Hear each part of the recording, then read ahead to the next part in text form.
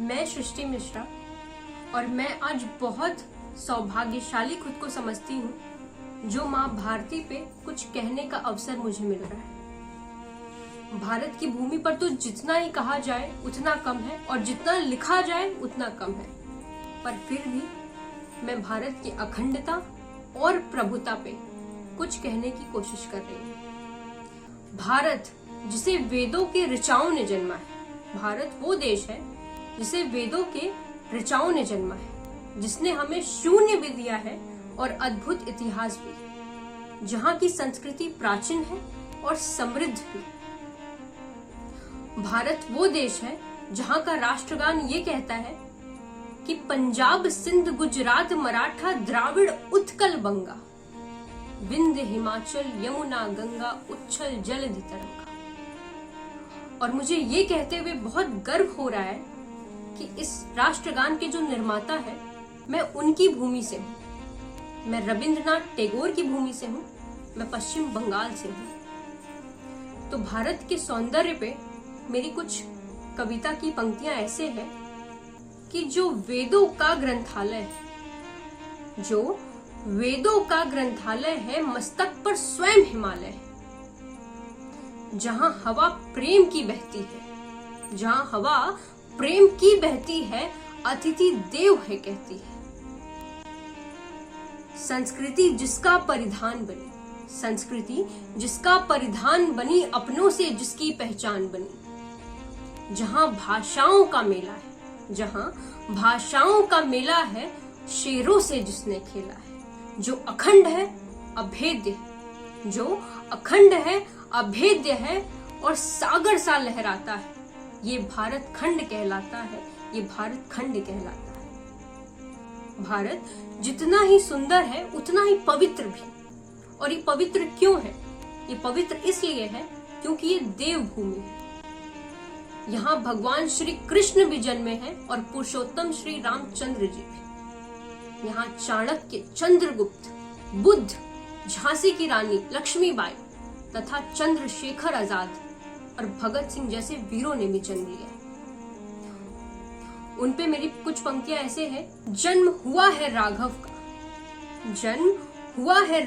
का, चक्र चला है माधव का, तपोभूमि में तप कर कर के ब्रह्म मिले हैं जप कर कर। वापस दोहराती हूँ कि जन्म हुआ है राघव का, चक्र चला है माधव का, तपोभूमि में तप कर कर के ब्रह्म मिले हैं जप कर कर के।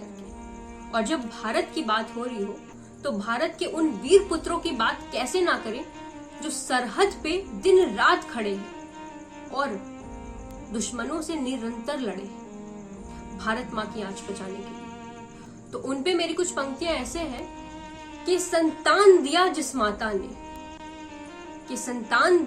माता ने उस माँ के आंसू धोने, बलिदानी बेटे को जाकर सुमन प्रेम के देने हैं, घाव लगे जब दुश्मन को तो ये उसको भी सहलाता है, ये भारत खंड कहलाता है। भू से लेकर व्योम जहां पर शौर्य ही गाता है। दुनिया में सबसे ऊंचा होकर भारत का ध्वज लहराता है।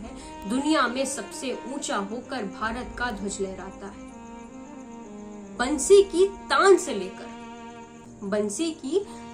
से लेकर अर्जुन के बाण की कहानी है। गाथा है यहाँ गौरव की, त्याग की यहाँ निशानी है। जब पाप का शाप लगा है, धर्म यही दिखलाता है, ये भारत खंड कहलाता है। भारत जितना ही प्राकृतिक रूप से सुंदर है उतना ही आध्यात्मिक रूप से भी। वो कैसे है मैं इन कुछ पंक्तियों के द्वारा बताती हूँ कि गंगा जी के पानी ने पापों को भी सोखा है। जहाँ गाय की पूजा होती है, कुछ बात ही इसका अनोखा है। गौमुख से लेकर सागर तक, गौमुख से लेकर सागर तक जिसने इसको पहचान लिया, गौमुख से लेकर सागर तक जिसने इसको पहचान लिया, उसका जीवन धन्य हुआ जिसने भारत को जान लिया, उसका जीवन धन्य हुआ जिसने भारत को जान लिया। जम्बूद्वीप, जम्बूद्वीप ये आर्यवर्त, जम्बूद्वीप ये आर्यवर्त ये स्वर्ग से भी महान कहलाता है, ये भारत खंड कहलाता है, ये भारत खंड कहलाता है। और अपने कविता को विराम देते हुए मुझे कुछ 4 लाइनें याद आ रही हैं। मैं वो 4 लाइन सुनाकर अपने कविता का विराम करूंगी कि मुझे बहुत गर्व है, मुझे बहुत गर्व होता है कि मेरी मातृभूमि भारत है। तो उस पे मुझे ये 4 लाइन याद आ रही है कि हिमालय बने प्रेरणा मेरी, हिमालय बने प्रेरणा मेरी मुक्ति के लिए गंगा हो, हिमालय बने प्रेरणा मेरी मुक्ति के लिए गंगा हो। जब भी मुझको जन्म मिले पहचान वही तिरंगा हो, पहचान वही तिरंगा हो। धन्यवाद।